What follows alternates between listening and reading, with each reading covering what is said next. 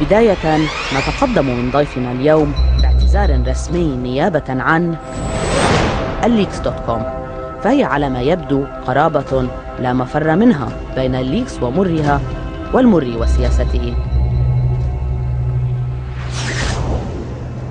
حنكة الوزير الياس المر في التحقيق مع لجنة التحقيق الدولية لاقت حنكة المحقق محمد علي اللجمي، فبلطف مرر الوزير كل ما أراد. احتل رئيس الجمهورية الأسبق إمين لحود والد زوجة المر السابقة حيزا واسعا في التحقيق. إيجابية المر تجاه عمه لم تخل من إشارات ليفهم المحقق من لبيبها، أما رئيس الجمهورية الحالي فلم يتذوق سوى الكأس المر. وبالمناسبة فضيف حقيقة ليكس وزير من حصة الرئيس سليمان في الوزارة الحالية. وطبعا جلسة التحقيق لم تخلو من الوزير سليمان فرنجية، الوليد بن طلال، الرئيس بشار الأسد، العميد ماهر الأسد، اللواء جميل السيد، رستم غزالي، عصام فارس، سمير جعجع، الصحافة اللبنانية، القرارين 1701 و 1559، مجد العنجر، ومحاولة الاغتيال التي تعرض لها الوزير المر مع شكوكه بمن وراء العملية. حديث الساعات الخمس عن كل هؤلاء الأشخاص وكل هذه المواضيع لن تسع لحلقة واحدة من حقيقة ليكس، فقسمناها على يومين. وإليكم في الجزء الأول من حقيقة ليكس مع الياس المر أبرز ما جاء في التحقيق. First, he had full control of Future TV, Al-Mustaqbal journal. He was paying on and off LDR journal because he's a cheap man. The Charles Ayoub, a very cheap man without any honor. So he took money from President Hariri, and when he spent them in the casino, he come back to insult him in the newspaper to have much more money.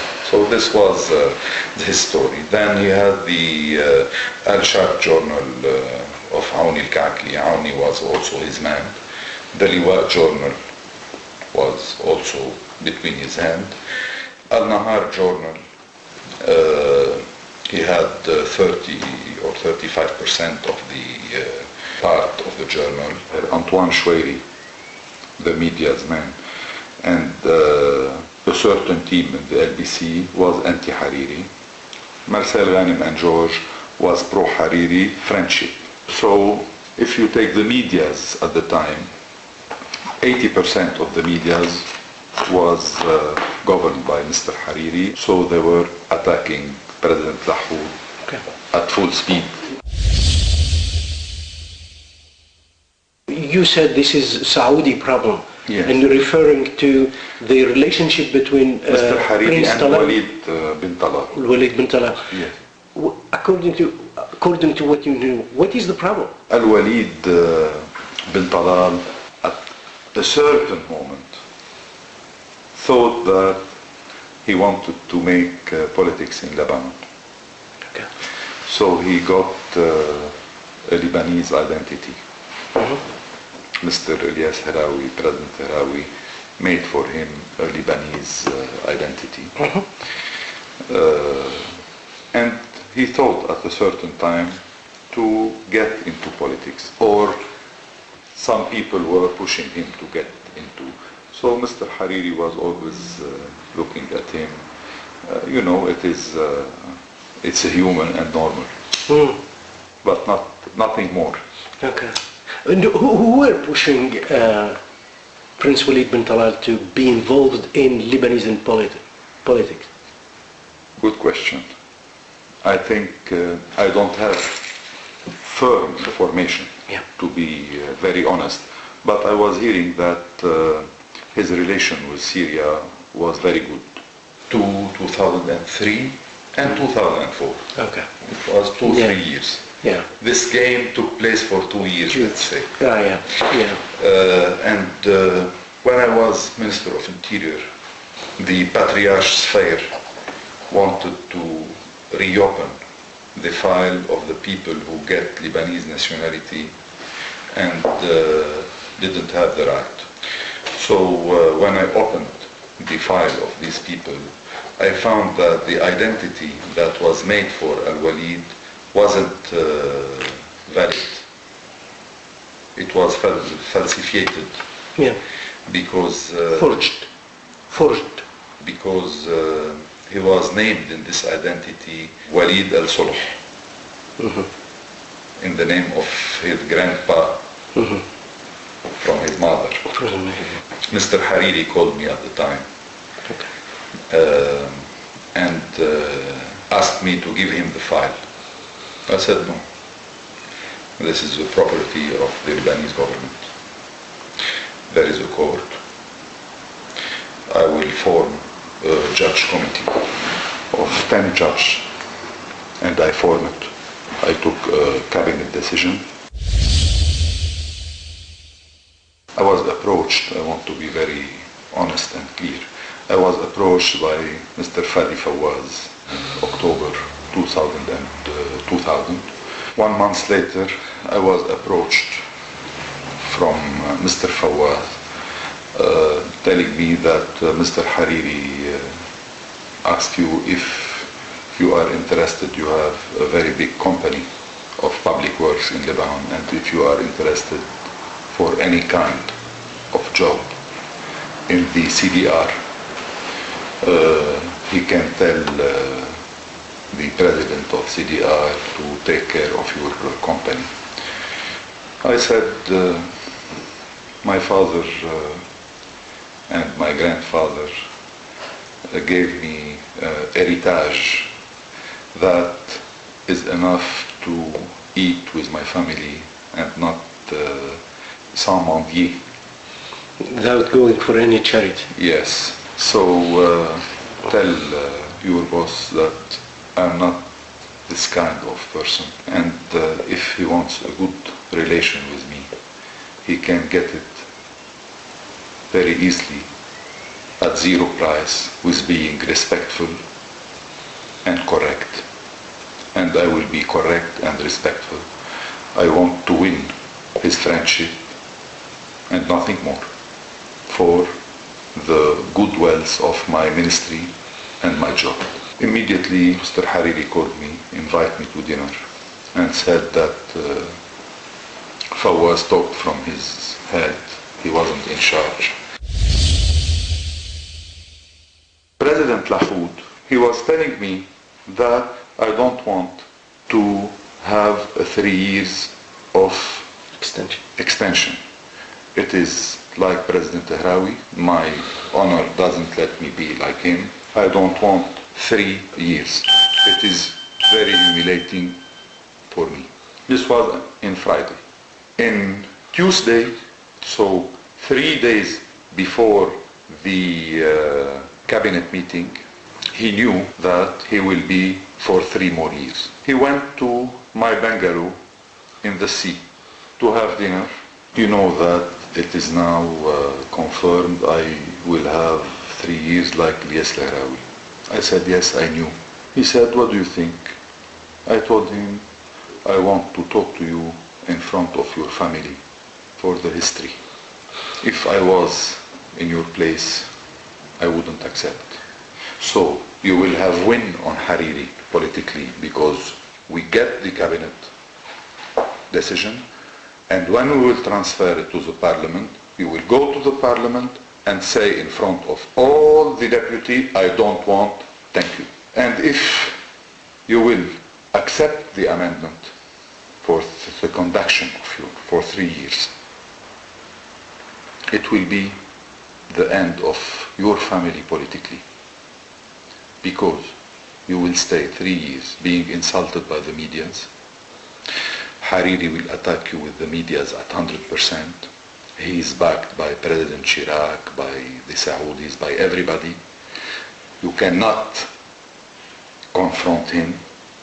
Syria is very weak. Bashar al-Assad is very new in politics. He doesn't have anything from his father. So don't think that you will have a strong Syrian backup. There are nothing in the international community. Please do it. He said, I am convinced, but they would say that I am, in French we say, ingrat. He said, no, I cannot do it, it's not nice of me, etc., etc., etc. And you will see in the future, when you will have my age, if you will be confronted in such situation, you couldn't take any decision. This is a decision that you will take. But unfortunately, and God bless me, I took the same decision 2 weeks later and I quit the government. Do you think that the argument used politically, the political argument used about the region and his feeling about that maybe my departure will put Lebanon and the region. No. Do you think that's the only? No. I thought, personally, I thought that this was an argument to let President Lahoud in front of me be more relaxed, because a few days ago he was telling me that he wouldn't accept. So he was ashamed in somewhere to say that I have to take this job. Okay.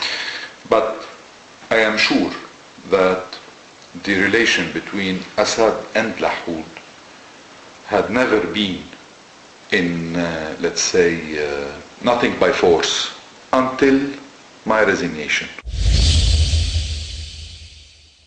Don't feel disturbed.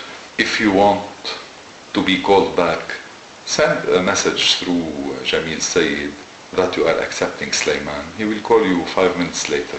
He said, I will not sign the decree. I said, I don't want to disturb you. And believe me, I don't want to stay. I'm tired. Because I wanted to release him. I saw that he was disturbed. I was having my shower. My ex-wife came and told me, my father wants to talk to you urgently. I took the phone. He told me, I am here with President Karami. We formed the government, but I want to see you before I sign the decree, if you can come. But from his voice, I felt that he was disturbed. I left my house. I called my press attaché, Mr. Georges Solage, and I told him, make a statement that I will not accept any portfolio before I arrive to the presidential palace. I put the radio on. 5 minutes later, flash, all TVs, radios, الياس will not accept any portfolio in this government. I went in the palace. Mr. Rafiq Shlela, the president press attaché, received me and said, what is this statement? I didn't answer. I went to the office. I saw the president, Mr. Jamil Sayed, and Mr. Salim Abu Dahir, General Salim Abu Dahir. I salute them, salute the president. He told me, please sit. I sat down. He told me, President Assad called me today, and he told me that he told Sulaiman a long time ago that he will be Minister of Interior, and he cannot change his commitment. So please choose. You will be Deputy Prime Minister, so upgraded, and you choose Minister of Justice, Defense, everything you want. I will not accept anything. I cannot be with this kind of team and with this kind of people. This government will destroy Lebanon, and I am talking in front of General Sayed, and I hope that he will send the message that in Lebanon there is still few people who will not walk on their dignity to get portfolios. This is how you give back to someone who gave his life for his country and the life of his children. This is what Syria wants from Lebanon. Sulaiman Franji, who will destroy the country with Omar Karami and these bandits in this government. Jamil Sayyid looked at me and said, I always said to myself that you were a person of honor and dignity, but I couldn't believe that you can arrive until this point.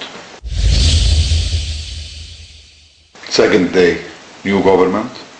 I called Sulaiman Franji and I told him, I want to give you, to present you the managers, the officers, and to leave the portfolio, the ministry. I stayed with Sulaiman in my office. I was preparing for him all the CDs of administration, everything, to brief him. So I told him, what do you want to know, what do you want to ask? Be careful, this ministry is very sensitive. Now we have a global security in the world, etc. He told me, I don't care, I want 3 questions. I said, yes, what? He said, how we make the permits for bingo and games, it's gambling. I said, I don't know, because I gave this authority to the Ministry of Finance 2 years ago or 3 years ago, and I don't want this kind of authorization in my ministry. He said, okay. Second, how we give the permission for the carrier of rocks, to take out rocks, sand, etc. when you sell these things to the buildings. I said, I don't know. I give this authority 3 years ago to the Ministry of Environment. He said, okay. Third question, how we give the number for cars, the nice number, 3 plates, etc., 3 numbers, etc. I said, you can ask the manager. President Lahoud and Assad family don't try to find anybody in Lebanon, not his wife, not his son.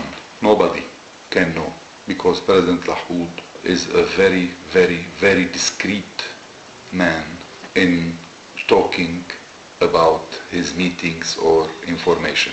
He can insult a deputy or a minister or even Rafiq Hariri, or saying of Omar Karami, he's stupid in front of 10 journalists or 10 deputies. There is no problem. But to take from him any serious discussion, you will never get it. This is the personality of the man. But what is very certain for me, that President Lahoud, knowing him, knowing his system, his head, will not let the Syrian hold him by anything, knowing him. Please. But if you want me to tell you that the look of President Lahoud, of Superman, is the reality, no. They made from him a Superman. And the opposition made from him a Superman by attacking him and putting an image that he is a monster and he is a fighter, etc. And Syria was always, when he was commander-in-chief of the army, they let him play the role that he was governing the army and the strongest man in the world. But they were governing the armies through Jamil Sayyid directly. And President Lahoud was the cover of the system. If you ask him, he will tell you, I was giving orders, nobody was asking me anything. Yes, it's true. But he was giving orders to whom? To an officer to make a patrol in the street, yes, but not more. So when they choose General Sulaiman, did they choose him because he was a Superman? They choose him because he was the weakest officer for the army. So if you want an indirect answer to your question, what is the real pressure on President Lahoud? The real pressure is you cannot find too many people who will say no to someone governing them in a dictatorial way. It's not very easy to find people saying no. Hariri, when he said no, he was backed by President Chirac and King Fahd. Me, when I said no, I was really convinced that I don't want to live anymore in this dramatical situation of having every day a fight in the street to make my job. So I said, I have lived in Switzerland the most of my life and I was really very happy. So I proved myself, I have a good CV now, let's go back to my work and finish. And even President Hariri, when he said no and yes. He was in Lebanon, bad communication with Rustom, but sending him money with Abdel Latif Shemma one day before they killed him. This is what Abdel Latif told me. What was your position? The relation between President Lahoud and Bashar al-Assad and Emil Junior Lahoud and Maher al-Assad helped me too much, let's say, in the Syrian false opinion of the officers in Lebanon. Because when, let's say, Ghazi Kanaan knew that I had a lunch with the President Lahoud and President Assad, this gave me, let's say, 6 months of cool time without trying to interfere to change an officer indirectly. This relation is only a social relation, but in reality and in life, their interest will come before everything. That's why I understood it 2 years later, let's say. You mentioned Maher al-Assad. You Yes. mentioned Maher al-Assad. Do you know him? Yes, sure. Ah, okay. Yes, sure. You have close relationship? Since you have the same age almost. No, I am older than him. Okay, sorry. 70 Sorry, Your years. Excellency. Sorry, Your Excellency. I knew him from Emil Junior Lahoud. And I didn't have even one time direct relation with him. It was always through Emil Junior Lahoud. He invited me to have lunch at their house, let's say 10 times in 4 years. He was always very correct, very polite, always asking questions and details about Lebanese social life, laughing a little bit, etc. But nothing serious, never. Never politics, never interfering in my affairs, never asking anything. Just your position regarding the presence of the Syrians. Of the Syrians, the presence Yes. of the Syrians during 2004, 2005 in Lebanon. What was it? Was it clear? Were you against the presence of the Syrians in Lebanon? Were you for it? Why not? Depends your views about that. After Anjar problem, I was convinced that they have to get out from my country. It was for me a clear view, because you never feel if someone is hurting your country. Because why I was convinced that their presence in Lebanon is helpful. Because the United States, Europe, President Chirac was convincing us that this regime is the guarantor of the extremist Sunnah in Syria and in the region. And this regime is fighting the terrorists at 100%. And this regime cannot live if these terrorists exist. And we are working with them on 600,000 files of extremists. Now I can say, in my point of view, they were selling to the world, to the whole world, this idea. And I was asking myself, how can this terrorist cell be in Anjar at 2 feet from Rustom Ghazali's office, and they are extremist terrorists? So how this regime can marry the two ideas? And we were talking, and he was always talking with me that after the election you will be back Minister of Interior and Deputy Prime Minister this time. So we were talking like this, and he didn't want to hear about Aysam Faris coming back Deputy Prime Minister because he was always in fight with him inside the cabinet. Once he told me, you knew that they took my soldiers, security, ISF. I told him, yes, me too. He said, the president is aware of this? I said, I don't know. I called President Lahoud. I told him I want to see you. I went and I told him, President Hariri called me and this is the problem. He said, I will give him immediately from my bodyguards and let him choose the officers and the soldiers that he wants. I called President Hariri. I told him, I am with President Lahoud. He wants to talk to you. He talked to him and he told him, choose the man that you want and take the man that you want from my bodyguards. So President Hariri told him, no, thank you, I am not asking for bodyguards. I can pay bodyguard, but I am asking you if you are aware that Ali al-Hajj and Rustam Ghazali made this for me. He said, no, not at all, and it is not acceptable. And that's why I am telling you that choose the officers and the bodyguards that you want from the presidential palace and take them. This was in front of me. And Hariri was very sensitive on this. And because Hariri was a kind of man, he was really a bulldozer in everything. But he has somewhere a very good heart.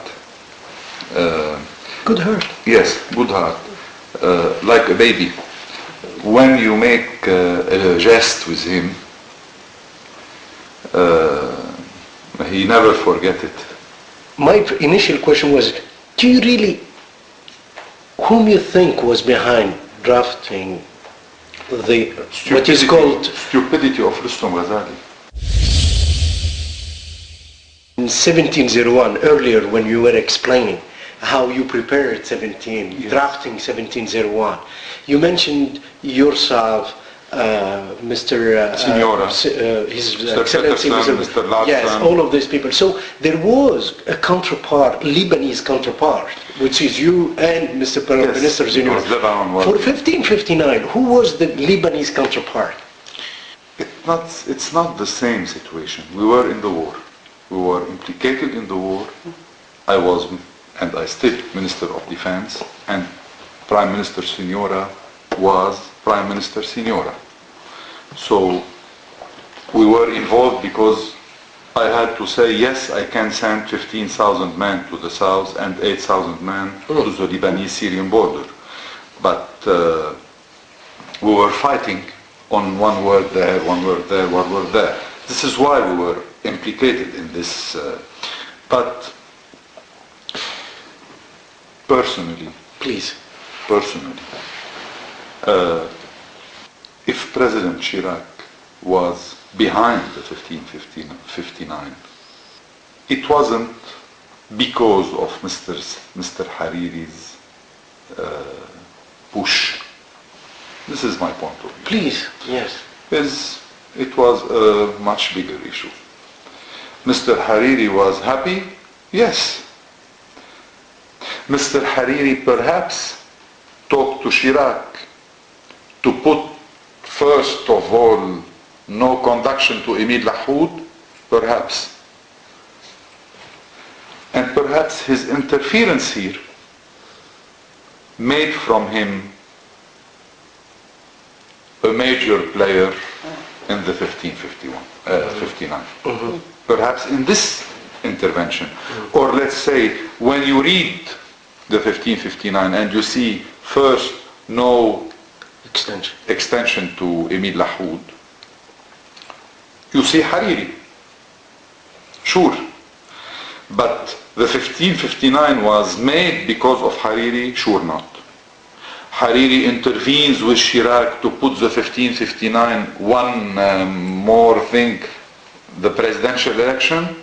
Perhaps. I don't have information. Anyway, he was denying. Of course. Okay. And in his mind, like all of us, he was coming back Prime Minister. So he knew that he couldn't execute the 1559. He could not. In each first part or last part of the resolution 15? I think all the parts. I think all the parts. Let's say the question of the Hezbollah and the disarming of Hezbollah, he was anti. He didn't want. He said, I will not take off the arm of Hezbollah by force like it is in 1559. We cannot do it. We have to let them be involved in the government, in the parliament, have negotiation before a regional solution with Israel. These arms has to stay. This was his. That's why when he was talking about the 1559, he was clear about several paragraphs, and he told me that I am a progressist Arab minded, and I will not let anybody touch the resistance, and these arms are for the whole process in the region. So how could he be involved in writing the 1559? And he was anti several paragraphs, and the major paragraph. 1559 by that time and up to today? Yes. Yes. Yes? Yes.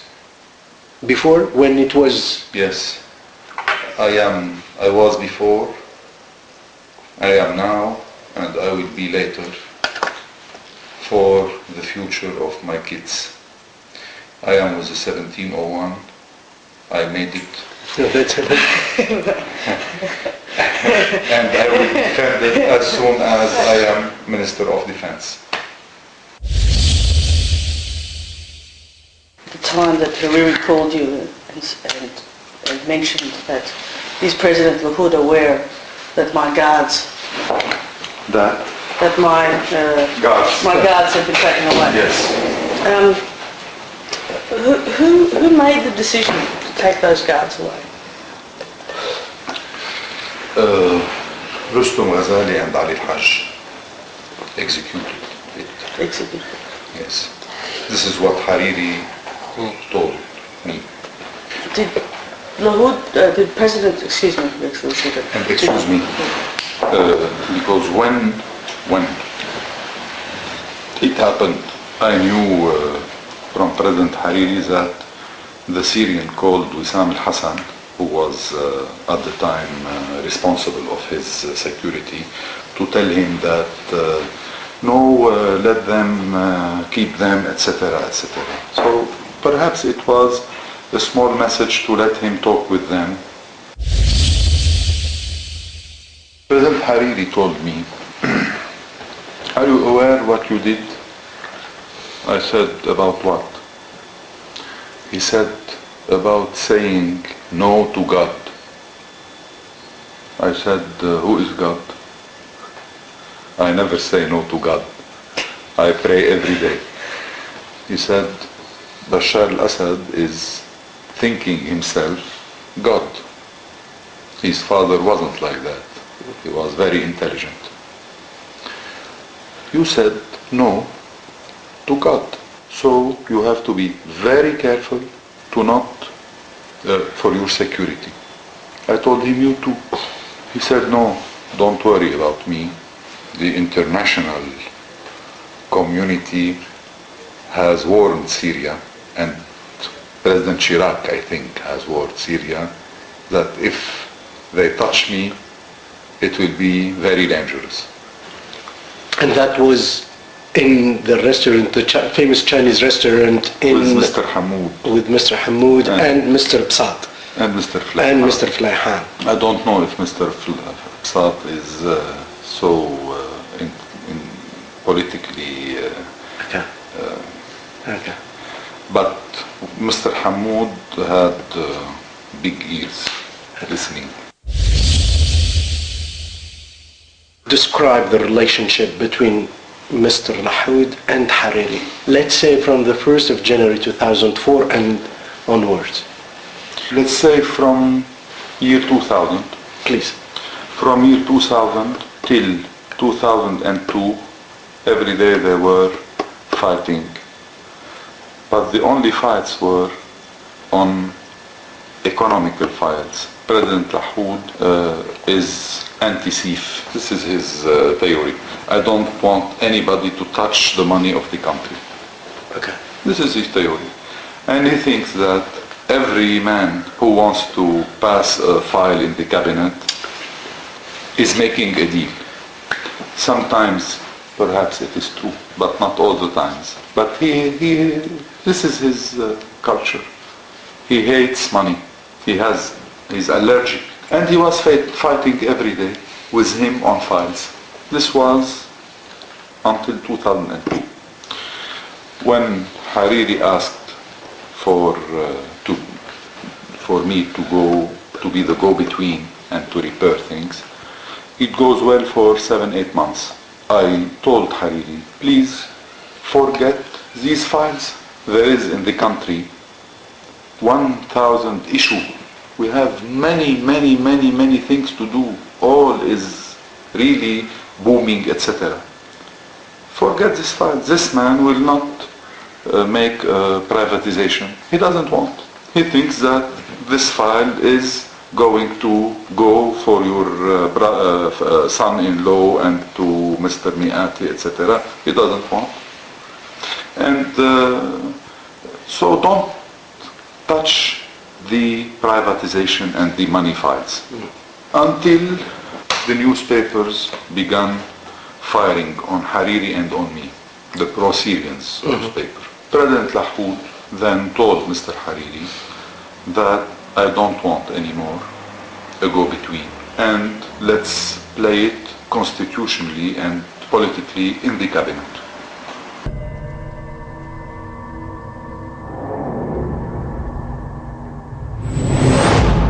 Ghazali called him and told him Marwan is a liar, he killed himself, or Israel killed him. So stop Munzer al-Ayyubi, and you stop following this stupid history. I thought that when the attack on Marwan, I thought that if it is a message, it is sent to Rafiq Hariri, to Walid Jumla, and to Marwan, because he was also, they were talking that he was involved in the 1559, and he wasn't. I'm not a friend